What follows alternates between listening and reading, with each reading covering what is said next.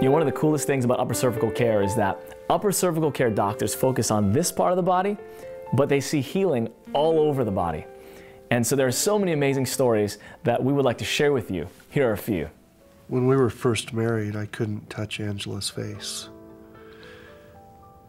or run my fingers down her spine.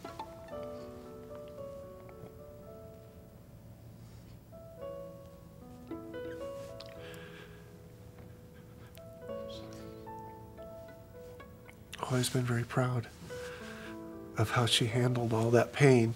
At school, sometimes kids do these posters and they put their hands in paint and they stick their hands on the poster. And she wrote this, it was Father's Day. Dear Dad, and of course they helped them write this stuff, but it was in painting. I really love you, I hope you get well. Two little hands. She knew I was sick. She didn't know why. And I didn't know why. He's about 7 years old, and since birth, he's been paralyzed. A whole half of his face completely paralyzed. And the doctor said, there's absolutely nothing we can do. You're gonna have to live with this for the rest of your life. He started under care a couple months ago, and now he has a crease on his inside of his lip. When he smiles, he can smile with that side of his face, and he's starting to be able to move the upper part of his eyebrow and eyelid. So it's amazing. So I got off the table, and for the first time, my low back pain was gone. My neck and shoulders it was just like somebody just untwisted a tight dish rag or something, and it just dissipated. And then Michael said, well, take a couple of steps. So I took a couple of steps, and my legs weren't tingling yet. And because I had, I guess, neuropathy, I think is the name of it, but anyway, the tingling. And I took a few more steps, and it didn't. And so I said, well, why don't you walk out to the mailbox? Because I hadn't been able to go out to the mailbox, which was only about, what, 20 or 30 feet? 20 feet, yeah. So I put on my tennis shoes, and I walked out there, and I kind of just kept going. I walked a mile. So, the next day, I go off to work. I'm in my skirt suit, my heels, carrying my briefcase, the whole thing, walking the 3 city blocks to get into the office. Nobody has a clue. I meet everybody, go through the orientation. No one has a clue that I was like almost immobile for the year before that. She's dragging her left leg, walking with a cane. Okay, so we x-ray her, adjust her on Thursday night. Saturday morning, she came back into the office to be rechecked. No cane, and lifted her leg up.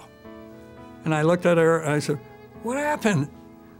It blew me away, so to speak. And she says, that's not all of it.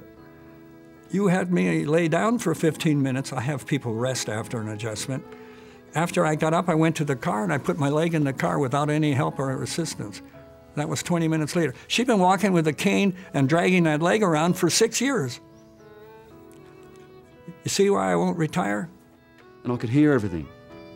And the ringing stopped. And my back's feeling much more relaxed. I don't have any pain, and tingling stopping. And I got home and I ate something, and it was hardly in. I still had a bit of pain, but there wasn't excruciating pain. It wasn't driving me over.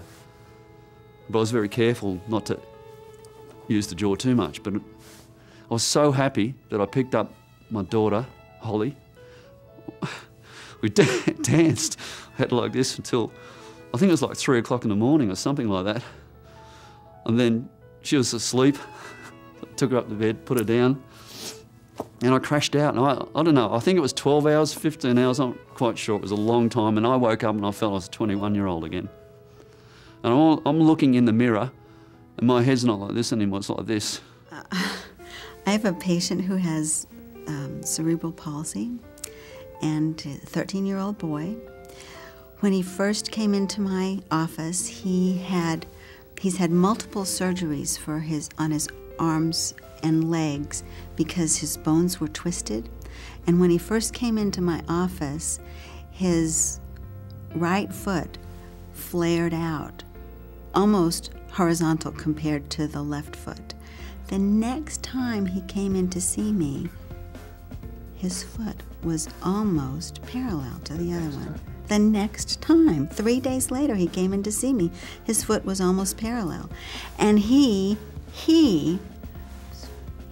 what he cares about, he's running faster. His teachers report that he's doing better in school, and I mean, it's changed his life. She came in 2 weeks ago and had this smile on her face, and I asked her, I said, what's going on? And she looked at me and said, I'm pregnant. I said, you're pregnant? That's amazing, congratulations. I said, how long have you been trying? And she turned and looked at me with a real straight face and said, I've never been on birth control. We just never thought I could get pregnant, that I could conceive. And then she turned to me and said, I know it's been being under this care. I know upper cervical specific care has changed my life, has allowed my body to function the way it's supposed to, and given my body then the ability to function properly so that I could then conceive. There was a 10-year-old boy who, his sister and his mother and father are real good patients. And last Thanksgiving, you know, Thanksgiving is Thanksgiving, you say thanks.